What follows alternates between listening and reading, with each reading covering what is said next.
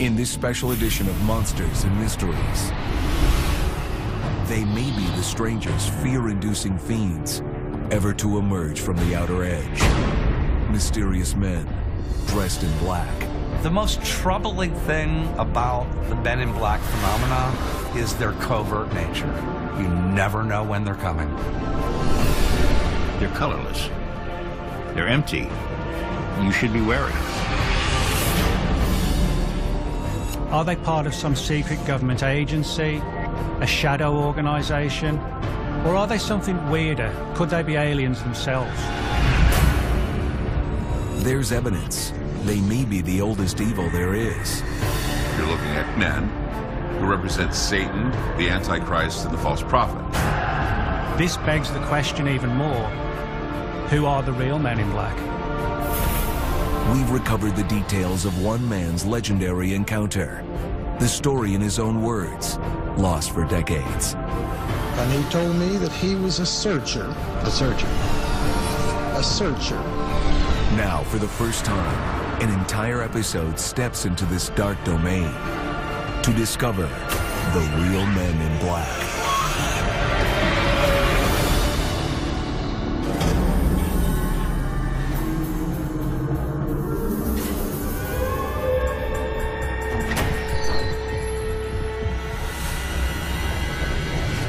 Discovering the true nature of the so-called Men in Black and their dark agenda is no easy task. The search could go back centuries and extend worldwide. The hunt could take you through scores of cultures, awash with stories of dark devils, demonic tricksters, and predatory vampires. The Men in Black kind of look like pale-faced vampires. They look like ghouls. They look like something dug up out of the ground. They seem to attract or cause poltergeist activity. So you have an entire subculture that supports the demonic angle for the Men in Black. In America, no area of Men in Black phenomena is more notorious than their connection to UFO activity. Latest evidence in the saucer mystery are these exclusive motion picture films from Louisville, Kentucky.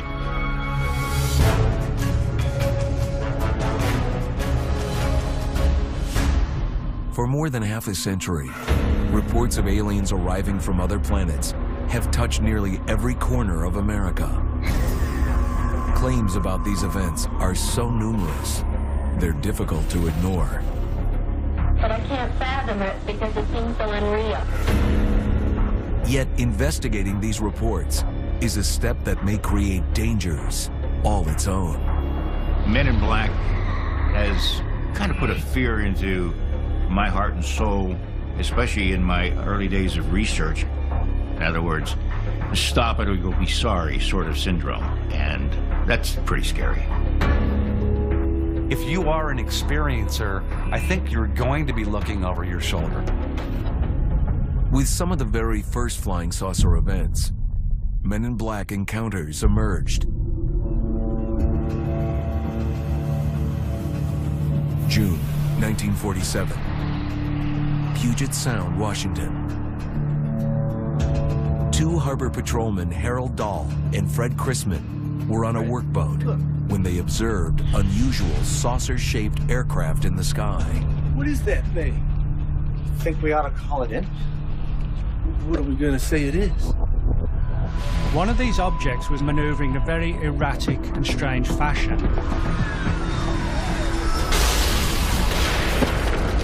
And it suddenly exploded in the sky, showering all this strange wreckage down into the harbor. One of those objects dropped something down onto the ship, which actually killed a dog. According to Chrisman and Dahl, after they returned to port, events got even stranger.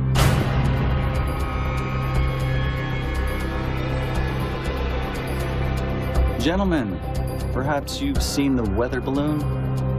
Balloon? It was a random weather balloon test. Hey, man, there was an explosion. Easy mistake. Easy mistake? Nothing to be concerned about. Dahl was approached by a real man in black, and he was threatened with his life. His family's life was threatened. You will not speak of this to anyone. Making it very, very clear that under no circumstances should he talk about this encounter. You don't want to alarm anyone, do you? This particular case is important because this was the very first man in black encounter in which a witness was threatened after having seen a UFO. It also contained a key feature of the Men in Black. You know, the G-men look. A thin tie, very well-pressed pants, black overcoat. Very often wearing fedora-style hats. So they do have this air of authority about them, which does give off kind of like a government angle. These visits began occurring with regularity. Wherever a UFO event unfolds and someone starts asking questions, soon they realize they're the ones being investigated. For almost 50 years, Stan Gordon has been tracking UFO sightings around Pennsylvania. In the early 1970s, western Pennsylvania seemed practically under assault. We had this massive wave of UFO activity throughout the state of Pennsylvania. Actually, it was unprecedented. All of a sudden, it was like an invasion. It was just report after report after report coming in. And once it got up into the hundreds of reports and thousands of people in this region, I mean, it became serious business. Like, what the heck is this? It was in the midst of all the UFO sightings that Stan got the first clues the Men in Black were tracking him. August 24th, 1973. At a trailer park in Derry, Pennsylvania, something had just unfolded. Something out of this world. So when we get on the scene, we interview the family involved and some of the other neighbors who experienced what happened that night. It was very apparent these people were frightened and very, very upset over what they had experienced. You could see the emotion. They had seen something that wasn't supposed to exist. We found out that this woman and her son were inside of their trailer. From the back of the trailer, they heard scratching sounds. And also what sounded like baby crying sounds.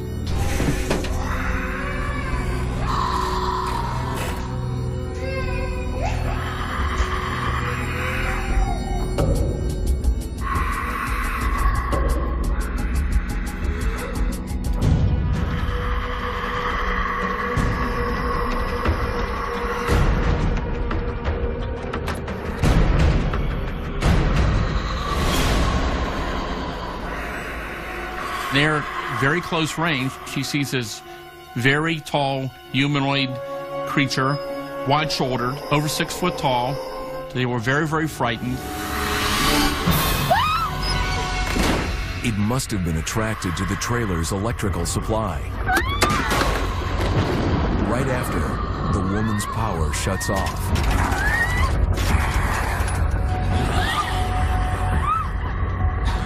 The creature departed, but left some residue behind.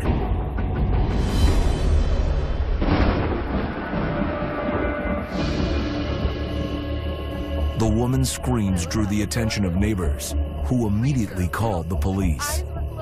Hey, we've got a pretty big... And when the police get out there, they find what appeared to be some footprints that are very unusual.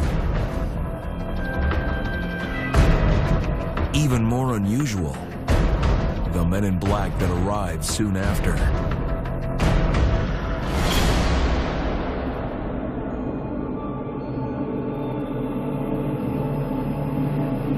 Later that night, Stan Gordon received an urgent call. I'm on the line, and the operator breaks in with an emergency call. Hello, Stan? And the emergency call happened to be from the woman who lived in that mobile home. She said, someone came to my home. This man here wanted to talk to her about seeing the creature that night. Did the creature leave any evidence? Something on the doorknob. Stan told me to keep it. Who? He said he was with you. He indicated that he knew me. I work with Stan. Which, of course, that wasn't the case. It's okay to give it to me. And if she gave him the samples, he would get them to me. You never knew when the men in black were going to show up, and you never knew how they got their information. You took the sample? He took everything.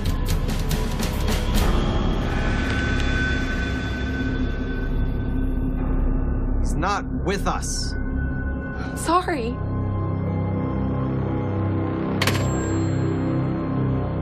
Probably any serious person studying UFOs in that era would have had some at least basic fear that the men in black were always one step away. This is all particularly unnerving for the witnesses because the big question is, what's going to happen next? Is the man in black going to come back?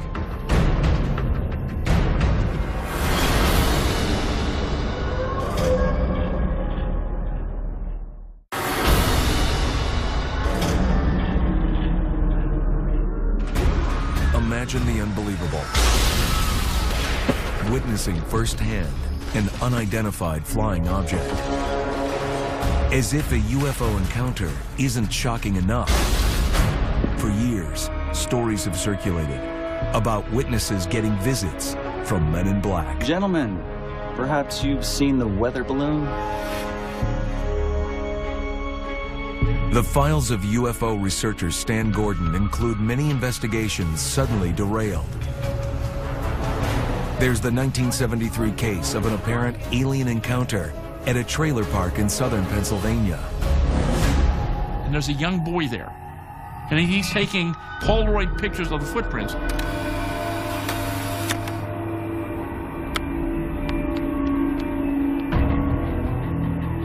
Just then, a strange, dark-suited man arrived.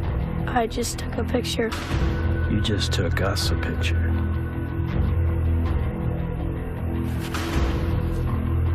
And he makes some kind of an odd comment like, it has been destroyed. My reaction was the concern of who was this man, where did he come from, where are the samples, why did he destroy the evidence at the scene? One of the most disconcerting and baffling aspects of the Men in Black mystery is that even if you don't tell anyone about your encounter, the Men in Black still find out about it. And that can lead to intimidating phone calls, people being followed, and even telephone monitoring. And with MIBs, it can get much worse. I believe men in black are to be feared. If they tell you to do something and you don't listen to what they tell you, they will do anything to get their way, even kill you. I believe they would kill you if they had the opportunity.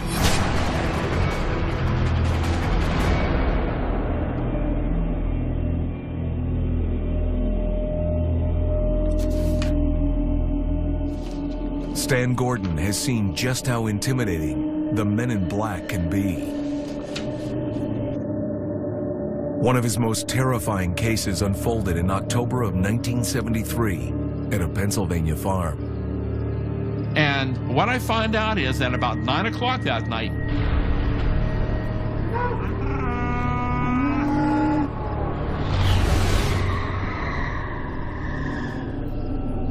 they see this large object about as big as a barn, a big round red sphere, about 100 feet off the ground and hovering.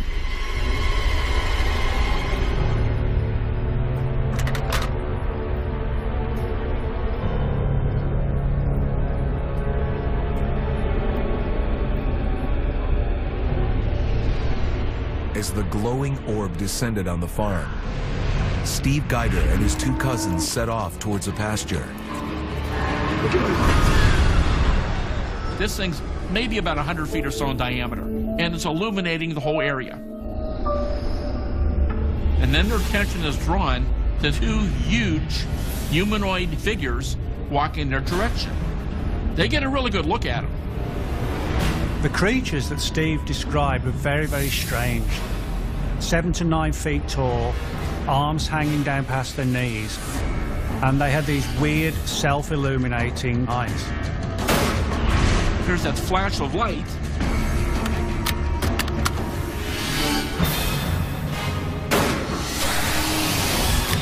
when he fires that second shot, the object in the field disappears. It just vanishes from sight. He had seen an alien spacecraft and creatures that couldn't be from Earth. And I remember what Steve always said to me. He said he never forget how those glowing eyes just kept staring at him. And he said, look, I've been hunting all my life. He said, I know I hit it. I know I hit that big creature, but there was no effect on it whatsoever. While Men in Black don't pursue each and every witness, clearly, this farmer had seen too much. Here was a guy that had a very, very close encounter. He was the one that they picked. I'm going to help you remember.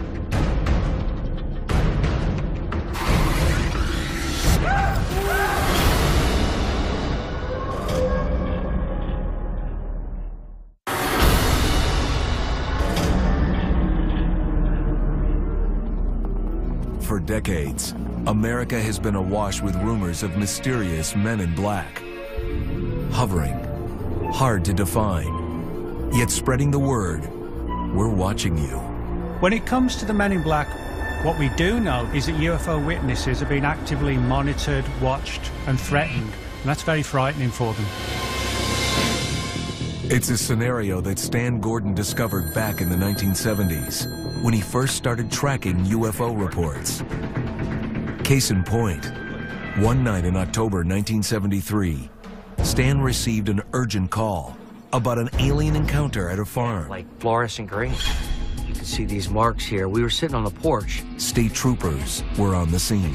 The ground is like bright green, so I grabbed my shotgun. And what the trooper tells me is, where the object had been on the ground, that whole area is now self-luminescent and glowing. 100, maybe 150 feet or so in diameter, he estimated.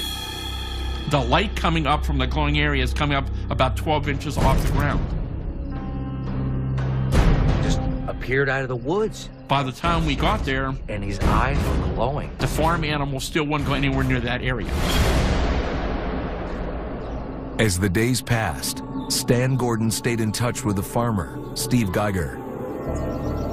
And we talked to him about the possibility of doing hypnosis, and he kind of looked at us a little funny and said, why do you want to hypnotize me again? And we said, Steve, we never hypnotized you. As Stan would learn shortly after the UFO incident, Steve was visited by two strange men. One dressed in an Air Force uniform, the other a black suit. He always assumed they were connected to my research group. These men wanted to, again, do a thorough investigation with him. They want to go over all the details with him.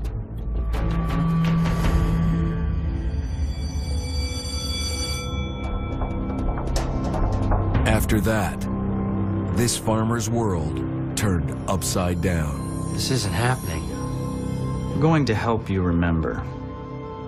Hypnotic techniques were applied.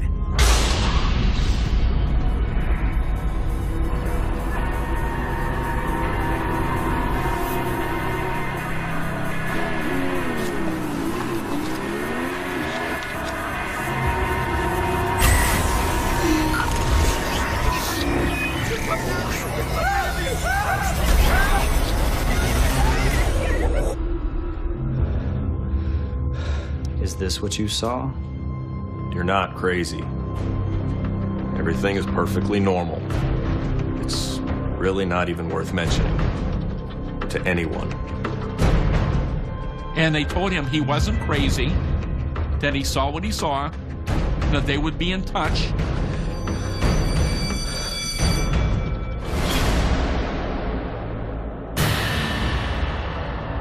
But that was the last they ever heard from him.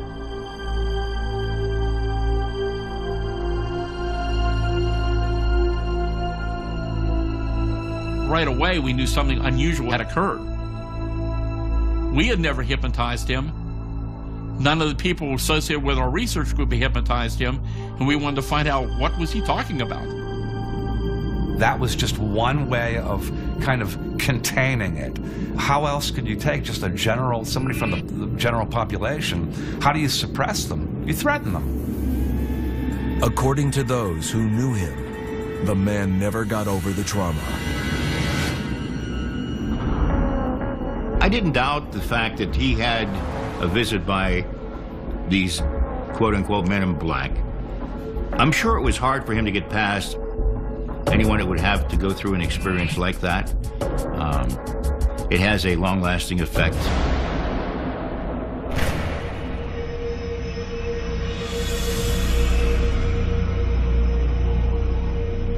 Paranormal researcher Clyde Lewis has no doubts about the men in black. They're the cleanup crew. They're the guys behind the curtain. So when things get out of hand, whether a UFO sighting or an exotic aircraft is seen that nobody's supposed to see or something, they'll show up and they'll tell you, they'll tell you that this is something that you're not supposed to be dealing with.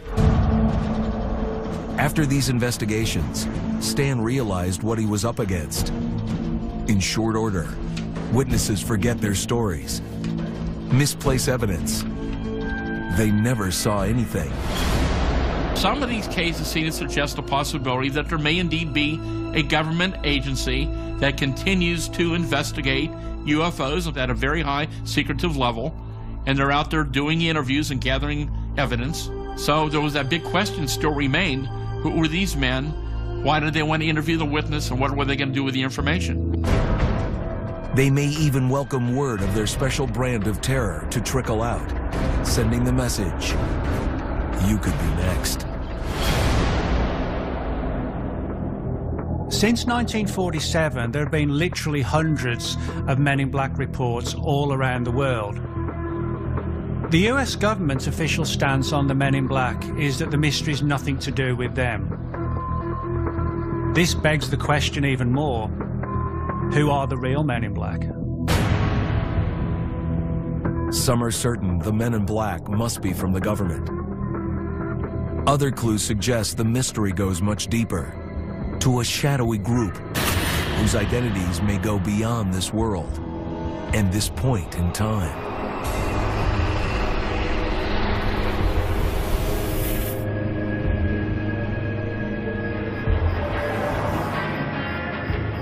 In West Virginia, on the night of November 2nd, 1966, a sewing machine salesman named Woody Derenberger was driving home. His story has been among the most discussed cases in the Men in Black phenomenon. Lost for decades, audio tapes of his original testimony were recently recovered. I never have believed in flying saucers before. I honestly never did believe in them. Do you believe in them now? I believe in what I seen last night. I believe it was an alien.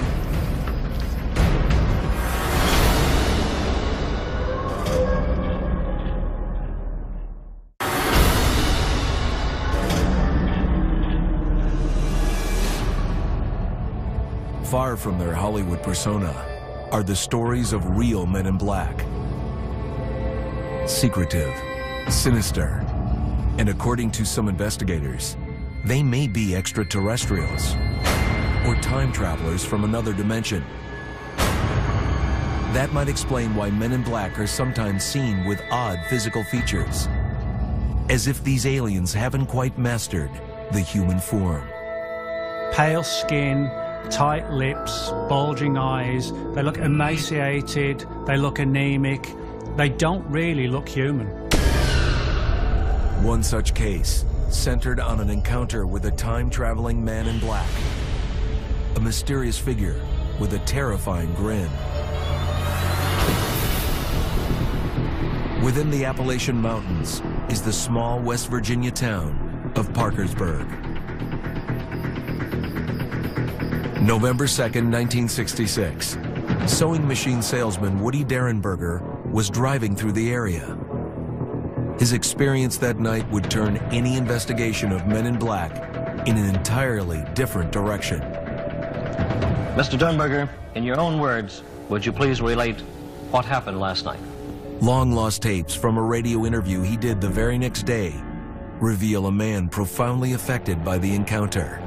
Well, I am a salesman, and I drive a truck. And last night, Shortly after 7 o'clock, I was coming from Marietta, Ohio. The evening started out like many others, a long journey home after work. A family man, Woody had a loving wife and 2 children.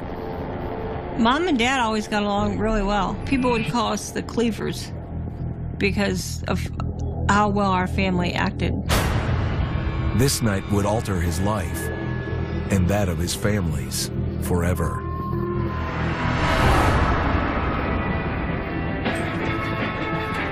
I was coming down Interstate 77. He heard a noise in the back of the truck, and he was afraid one of the sewing machines had fallen over.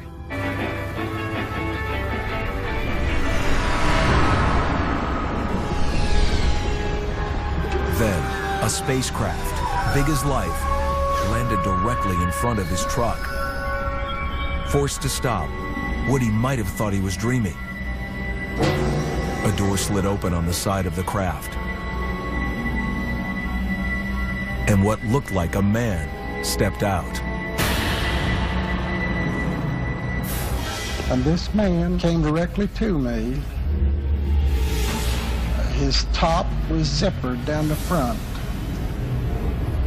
He had on a black top coat. Underneath that top coat, he said you could see like a glistening kind of material.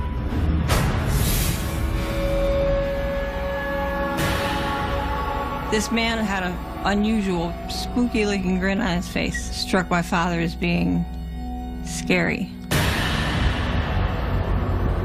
Who are you? Woody?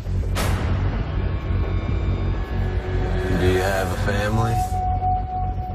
Yes. Somehow, Woody was hearing the Grinning Man speak. And as far as I understand, this was all mental. There were no spoken words that came from him. I knew what he was asking me. And that's what scared Dad first, because he couldn't understand how he's hearing words. This man is talking, but he's not opening his mouth. And he told my father that he was a type of a scout. He told me that he was a searcher. A searcher? A searcher. He asked him a lot of questions, searching for information, searching to see what's going on Earth. Collecting information basic to the Men in Black phenomena. Finally, Woody managed a question of his own. Dad said, "Well, who are you?" Cold. Indrid Cold.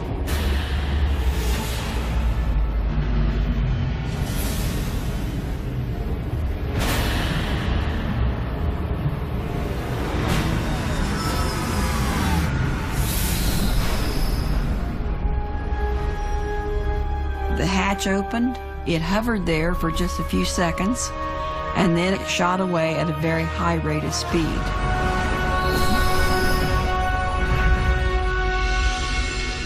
And he said to me, "We will see you again."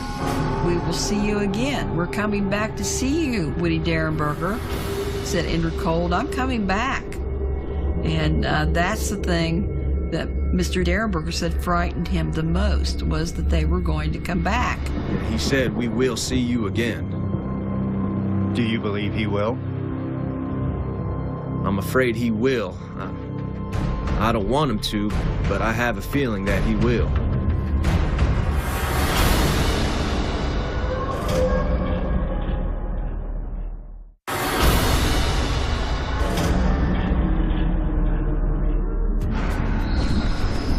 Men in Black.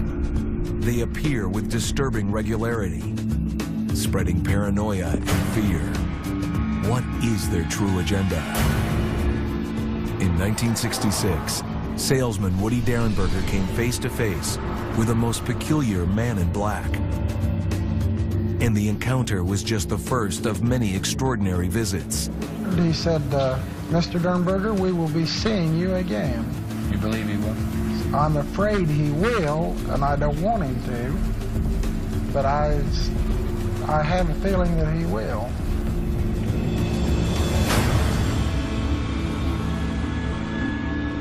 Woody's daughter, Tanya Bowman, was a young child at the time and remembers her father returning home that night.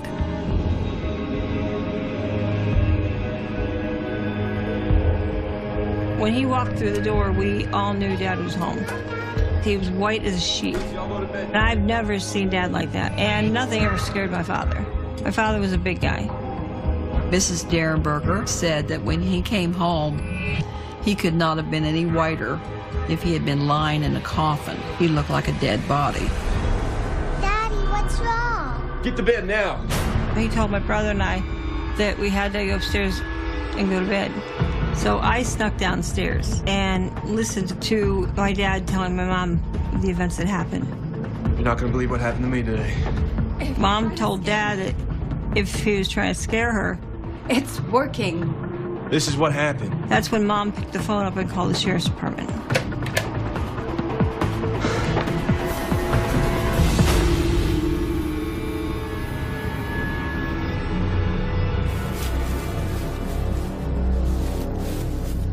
Over the next few years, Indrid Cold, the Grinning Man, would drop in on the Derenbergers, sometimes bringing other visitors, also dressed in black.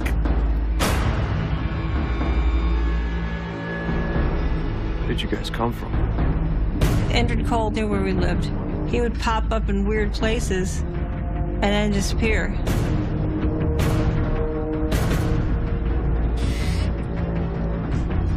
Bring Tanya inside, please.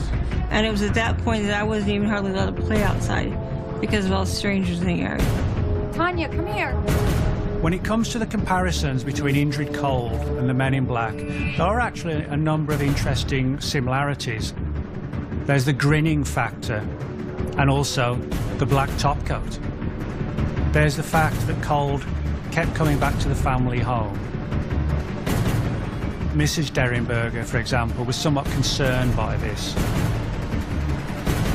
Men in Black have made repeated visits to prominent UFO researchers. The effect of these meetings on Woody Derenberger was life-changing. What was most fascinating was that in the wake of these events, Derenberger began to develop very keen senses of ESP. This totally freaked his wife out because he was able to tell her, say for example, if she was out shopping, who she spoke to, where she went, what she bought at the store, things like that. We're dealing with some type of otherworldly, non-human beings who were interacting with this guy, you know, causing him to have all kinds of odd things happen to him. In the late 1960s, there were at least 4 separate sightings of the Grinning Man in black. It raises the question, who really was Indrid Cold? And what was his agenda? He was another sort of an MIB, Indrid Cold. He is there to tell you that something is about to happen. These guys, they see themselves as custodians. They see themselves as being part of, you know, pushing our evolution in the right direction. In this view, the Men in Black have always been around, secretly shaping events on Earth. Who are they? You know, who are they? I believe that they come back and they check on, you know, progress. So if I had to say who Indrid Cold was, I would say Indrid Cold was probably our brother from another world. While some imagine Men in Black are benevolent guardians, other clues point to a much darker agenda. What's particularly interesting about the majority of Men in Black reports, and in a fashion parallels with the Indrid Cold story, is that people get a sense of dread from them. And also there are a number of reports where the Men in Black are seen grinning. Most people are very scared and intimidated by the Men in Black, not just by their threats, but by the way they look. They sort of look like pale-faced ghouls or vampires. Now, there's evidence the Men in Black might be even scarier than imagined. The oldest evil there is. Demons called forth by the devil himself.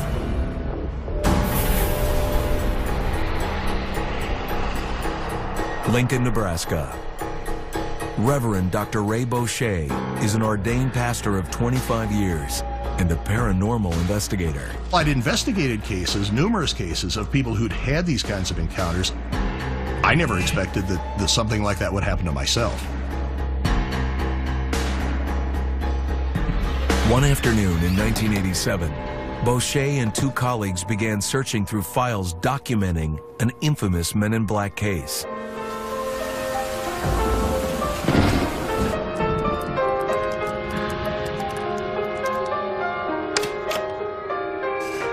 Dr. Herbert Hopkins was a respected psychiatrist who had performed hypnosis sessions on clients claiming to encounter Men in Black.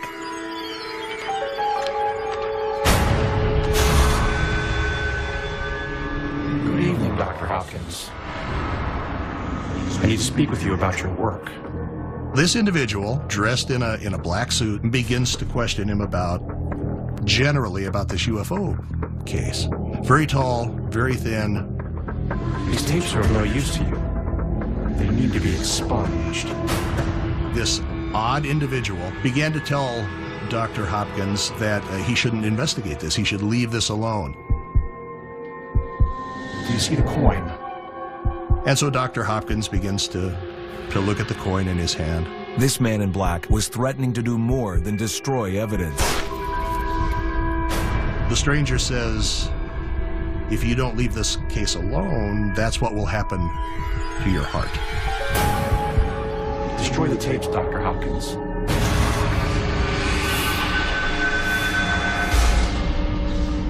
That was the threat that was made by the Man in Black to Dr. Hopkins.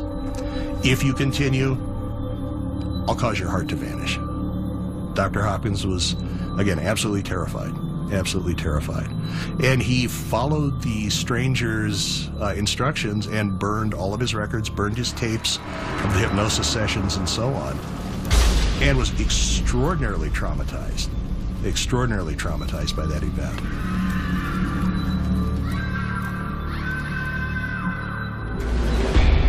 Going through Hopkins' papers would launch Reverend Boucher into his own terrifying encounter with the demonic Man in Black. What's happening? Oh my gosh.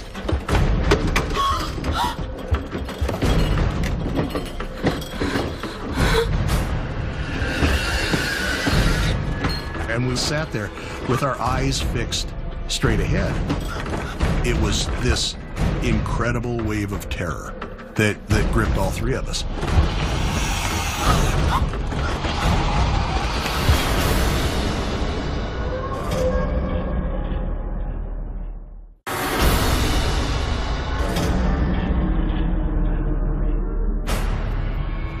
Rumors of Men in Black continue to circulate, their origins unknown. Some suggest these dark figures are much more sinister than we ever thought. The biggest thing that appears to put them in the realm of the demonic is the fact that they seem to be more of a spiritual being in nature, a supernatural being, and threats that seem to carry very much a sense of malevolence.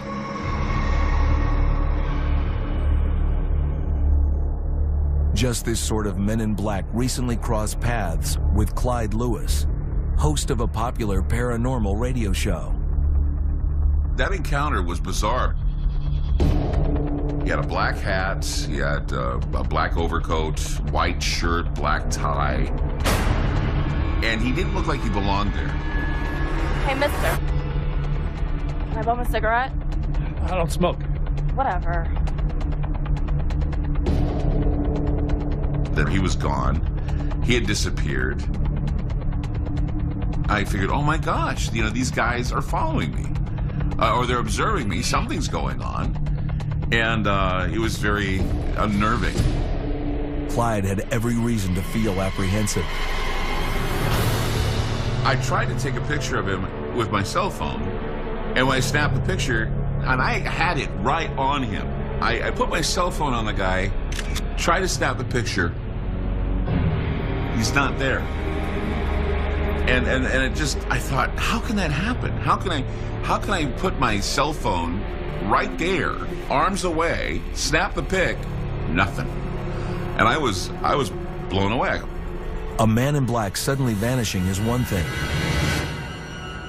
It's even worse when he unexpectedly appears.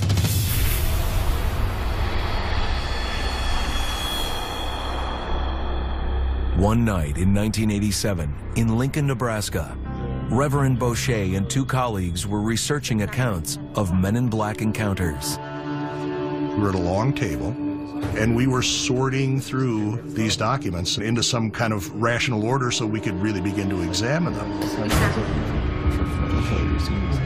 Yeah, exactly like it says in the book. And as we sat there, I began to be aware of just a very uneasy feeling. It may have been unwise to delve too deeply into the misdeeds of the men in black.